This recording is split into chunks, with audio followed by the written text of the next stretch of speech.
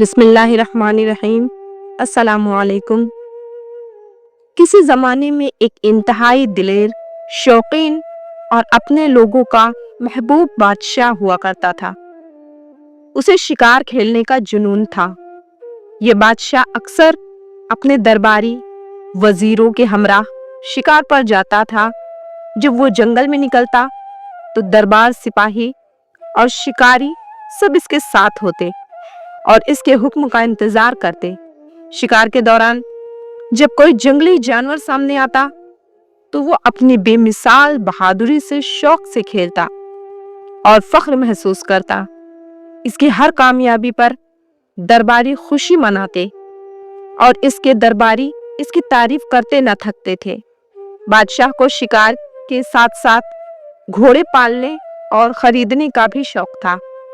جیسے ہی اسے کسی نایاب، تیز رفتار اور خوبصورت گھوڑے کا پتہ چلتا، وہ فوراً اس کے مالک سے سودا کرتا اور اسے اپنی شاہی استبل میں شامل کر لیتا۔ یہ شوق اس کے لیے سکون اور خوشی کا سبب تھا اور یہی چیز اس کی شخصیت میں نرالی چمک پیدا کرتی تھی۔ ایک دن بادشاہ کے دربار میں ایک عرب تاجر حاضر ہوا۔ اس کے پاس ایسا شاندار گھوڑا تھا کہ جیسے ہی بادشاہ کی نظر اس پر پڑی وہ دنگ رہ گیا۔ یہ گھوڑا نہ صرف خوبصورت تھا بلکہ اتنا تیز اور چالاک بھی تھا کہ جیسے ہوا سے باتیں کرتا ہو۔ تاجر نے دربار میں جھک کر سلام کیا اور ادب سے بولا، حضور، میرے پاس ایک ایسا گھوڑا ہے جو آپ نے کبھی اپنی زندگی میں نہیں دیکھا ہوگا۔ اس کی رفتار اتنی برق رفتار ہے کہ زمین پر قدم رکھتے ہی اڑان بھرنے کو تیار ہوتا ہے۔ بادشاہ کی آنکھوں میں چمک آ گئی۔ اب وہ بے چینی سے اس گھوڑے کو دیکھنے لگا اور سوال کیا، کیا واقعی یہ گھوڑا اتنا بے مثال ہے؟ تاجر نے جواب دیا، حضور، یہ گھوڑا آپ کی توقعات سے بھی زیادہ بڑھ کر ہے، مگر اس میں ایک چھوٹا سا نقص ہے۔ یہ گھوڑا بدکنے والا ہے اور اپنے پاس کسی کو آنے نہیں دیتا۔ بادشاہ نے یہ سن کر ہنستے ہوئے کہا، فکر مت کرو، ہم نے بڑے بڑے تیز اور سرکش گھوڑوں کو سدھایا ہے۔ تم بس اپنا گھوڑا لے آؤ اور ہمیں دکھاؤ۔ دوسرے دن تاجر بادشاہ کے دربار میں گھوڑا لے کر حاضر ہوا۔ بادشاہ نے جیسے ہی گھوڑے کو دیکھا، اس کی آنکھیں کھلی کی کھلی رہ گئیں۔ ایسا خوبصورت اور شاندار گھوڑا اس نے اپنی زندگی میں کبھی پہلے نہیں دیکھا تھا۔ بادشاہ خوشی سے جھوم اٹھا اور فوراً گھوڑے کا سودا کر لیا۔ اس نے تاجر کو انعام سے مالا مال کر دیا، گھوڑے کو اپنے شاہی استبل میں شامل کرنے کا حکم دے دیا۔ اگلے دن بادشاہ نے اپنے نئے گھوڑے پر سوار ہو کر شکار کا پروگرام بنایا۔ صبح سویرے وہ اپنے عمرا، وزراء اور سپاہیوں کے ساتھ جنگل کی طرف روانہ ہوا۔ جنگل میں ہر طرف درختوں کی سرسبزی، پرندوں کی چہچہاہٹ اور درندوں کی موجودگی نے ماحول کو پرجوش بنا رکھا تھا۔ بادشاہ کا دل شکار کے لیے بےتاب تھا۔ وہ جنگل میں گہرائی تک بڑھتا چلا گیا، مگر اچانک ایک خون خوار شیر نمودار ہوا۔ جیسے ہی بادشاہ کو دیکھا، اس کا دل جوش و خروش سے بھر گیا۔ اس نے شیر کو شکار کرنے کا فیصلہ کیا۔ بادشاہ نے اپنے تیر کو کمان میں چڑھایا اور نشانہ باندھا، مگر جیسے ہی شیر نے اپنی دہاڑ سے حملہ کیا، بادشاہ کا گھوڑا خوف سے بدک گیا۔ گھوڑے نے زور سے جھٹکا دیا اور بادشاہ نیچے گر گیا۔ بادشاہ کے زمین پر گرتے ہی شیر نے خطرناک دہاڑ کے ساتھ موقع پر جھپٹ مارا۔ اس کے نوکیلے خونخوار دانت بادشاہ کی بائیں ٹانگ میں پیوست ہو گئے اور اس کی چیخ سے جنگل گونج اٹھا۔ سپاہیوں کے قدم ایک لمحے کے لیے رک گئے، مگر وہ فوراً سنبھل کر شیر کی طرف لپکے اور اسے بھگا دیا۔ زخم اتنا شدید تھا کہ خون بہتا ہوا نظر آ رہا تھا۔ بادشاہ کو زخمی حالت میں خوف اور تکلیف سے بے حال جلدی سے محل واپس لایا گیا۔ یہ حادثہ اس کے جسم پر تو تھا ہی، مگر اس کے دل و دماغ کو بھی ایک گہرا صدمہ دے گیا جو اس کی زندگی کو ہمیشہ کے لیے بدلنے والا تھا۔ بادشاہ کو واپس محل لایا گیا اور اس کی ٹانگ کا علاج شروع کیا گیا۔ دربار کے بہترین حکیم اور وید بلائے گئے جو اپنے اپنے علم اور تجربے کی روشنی میں بادشاہ کی ٹانگ کو بچانے کی کوششیں کر رہے تھے۔ انہوں نے جڑی بوٹیوں اور دواؤں سے زخم کا علاج کیا اور ہر طرح سے کوشش کی کہ بادشاہ کی ٹانگ ٹھیک ہو جائے، مگر زخم اتنا گہرا تھا کہ کوئی بھی علاج کارگر ثابت نہ ہوا۔ حکیم اور وید نے اپنی طرف سے کوئی کسر نہ چھوڑی، مگر جب ساری کوششیں ناکام ہو گئی تو انہیں ایک تلخ حقیقت کا سامنا کرنا پڑا۔ حکیم اور ویدوں نے آخر کار یہ فیصلہ کیا کہ اگر بادشاہ کی جان بچانی ہے تو اس کی بائیں ٹانگ کاٹنی ہوگی۔ یہ فیصلہ سن کر دربار میں سناٹا چھا گیا۔ کسی کو یقین نہ آ رہا تھا کہ اتنا طاقتور بادشاہ اب ایک ٹانگ کے ساتھ زندگی گزارنے پر مجبور ہو جائے گا، لیکن یہ فیصلہ بادشاہ کی زندگی بچانے کے لیے بے حد ضروری تھا۔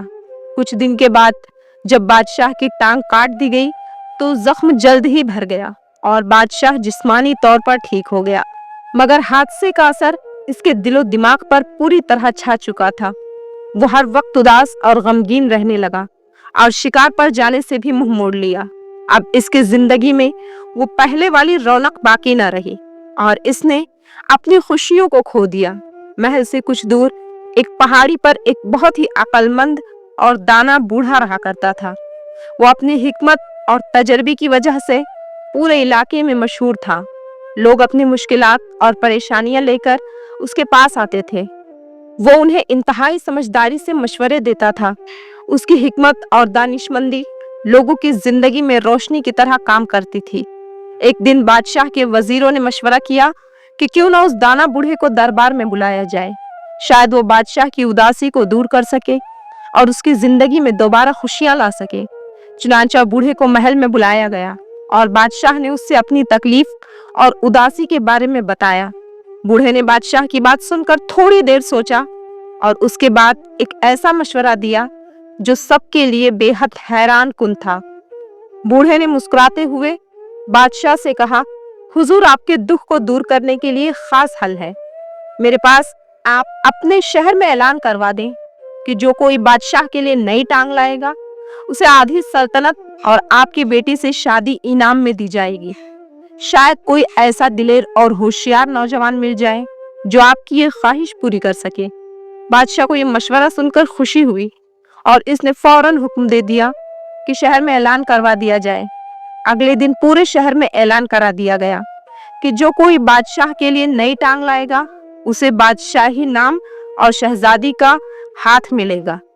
اس اعلان کو سن کر لوگوں کے دلوں میں لالچ اور جوش کی لہر دوڑ گئی اور سبھی نے اپنی کوششیں شروع کر دی۔ پورے شہر میں ایک ہلچل سی مچ گئی۔ لوگ الگ الگ طریقوں سے بادشاہ کے لیے نئی ٹانگ تیار کرنے میں جٹ گئے۔ کچھ لوگوں نے لکڑی کی ٹانگیں تیار کی، کچھ نے دھات کی اور کچھ نے تو کپڑے اور روئی سے بھی ٹانگیں بنانے کی کوشش کی۔ ہر کسی کا ایک ہی مقصد تھا کہ بادشاہ کو ایک ایسی ٹانگ فراہم کی جائے جو نہ صرف اسے چلنے میں مدد دے بلکہ اسے اس کے سابقہ خوشیوں کی طرف واپس لے کر آ جائے۔ دربار کے سامنے لوگوں کا ایک ہجوم جمع ہو گیا اور ہر ایک کے چہرے پر بے چینی اور جوش نمایاں تھا۔ ہر کوئی اپنی بنائی ہوئی ٹانگ کو ہاتھ میں تھامے دل ہی دل میں یہ دعا کر رہا تھا کہ شاید اس کی کوشش کامیاب ہو جائے۔ کسی کے چہرے پر امید کی روشنی تھی تو کوئی لالچ کے مارے چمک رہا تھا کہ اگر اس کی ٹانگ منتخب ہو گئی تو آدھی سلطنت اور شہزادی کا ہاتھ اس کا مقدر بن جائے گا۔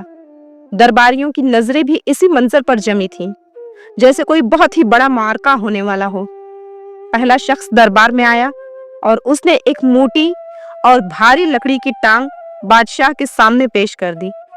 بادشاہ نے اس ٹانگ کو آزمایا مگر یہ اتنی بھاری تھی کہ بادشاہ کو اپنی جگہ سے ہلنا بھی دوبھر ہو گیا۔ بادشاہ کو یہ ٹانگ بالکل پسند نہ آئی اور اس نے غصے میں آ کر وہی ٹانگ اس شخص کے سر پر دے ماری۔ اس کے بعد دوسرا شخص آیا اور وہ دھات کی بنی ہوئی ٹانگ لے کر آیا۔ دیکھنے میں تو یہ بہت خوبصورت تھی مگر جب بادشاہ نے اسے لگایا تو یہ اس کی ٹانگ میں پھنس گئی اور نکلنا مشکل ہو گیا۔ دربار میں موجود لوگ حیرانی اور خوف میں مبتلا ہو گئے۔ اس موقع پر درباریوں نے لوہار کو بلایا جس نے بڑی مشکل سے اس دھات کی ٹانگ کو بادشاہ کی ٹانگ سے الگ کیا۔ بادشاہ اس تمام صورتحال سے بیزار ہوتا جا رہا تھا اور اس کا غصہ بڑھتا جا رہا تھا۔ اسی طرح مختلف لوگ عجیب و غریب ٹانگیں لے کر آتے رہے मगर हर एक की कोशिश नाकाम साबित हुई।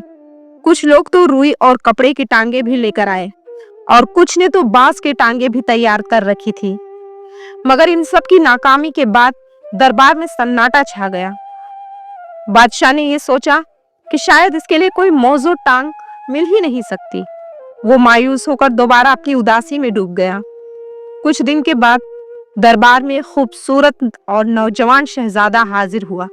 इस शहजादी का कद काठ, खूबसूरत, पुरकशिश और अंदाज इंतहाई पुरएतमाद था। दरबार के लोग उसे देखकर हैरान रह गए और बादशाह ने उसके आने की वजह पूछी।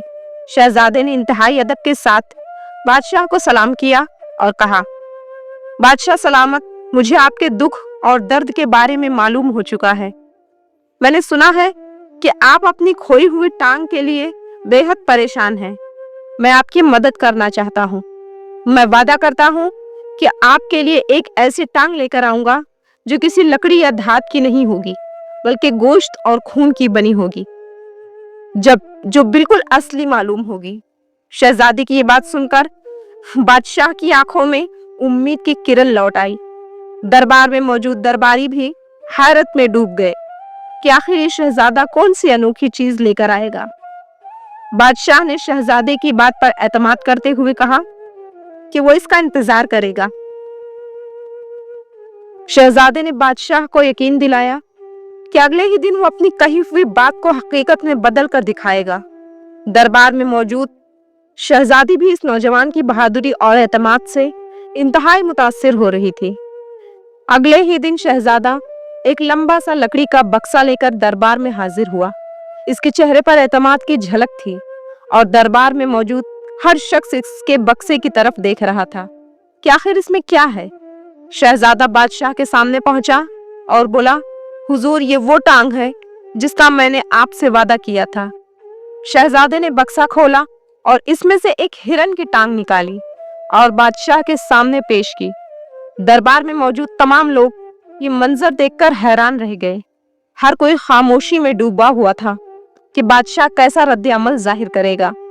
बादशाह ने हिरन की टांग देखकर पहले तो गुस्से से शहजादी की तरफ देखा, मगर फिर अचानक इसके चेहरे पर मुस्कुराहट छा गई और जोर से कहकहा लगाकर हंसना शुरू कर दिया।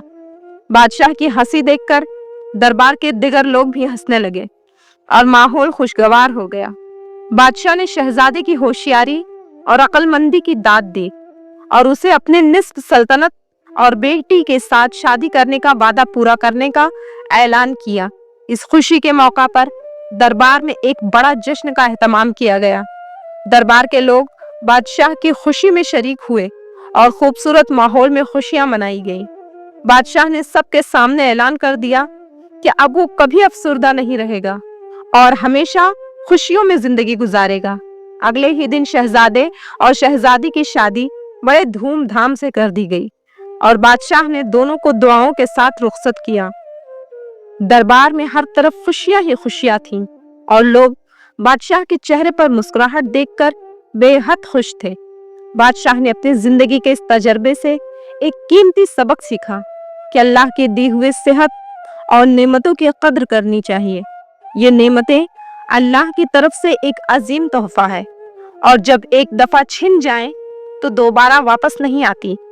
बादशाह ने अपनी रियाया को भी यही पैगाम दिया कि अपनी सेहत और खुशियों की कदर करें और हर लम्हे को अहम समझें।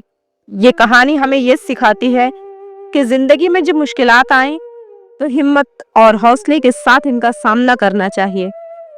अल्लाह ताला से दुआ है कि वो हमें अपनी नेमतों की कद्र करने की तौफीक अता फरमाए और हमें हमेशा खुशो खरम रखे। आमीन। अगर वीडियो पसंद आई है तो वीडियो को लाइक करके चैनल को सब्सक्राइब करें और बेल नोटिफिकेशन को जरूर प्रेस करें ताकि मेरी आने वाली हर वीडियो की नोटिफिकेशन आप लोगों तक बआसानी पहुंच सके। मिलते हैं इसी तरह की नेक्स्ट वीडियो में। तब तक के लिए खुश रहें, तंदुरुस्त रहें। अल्लाह हाफिज।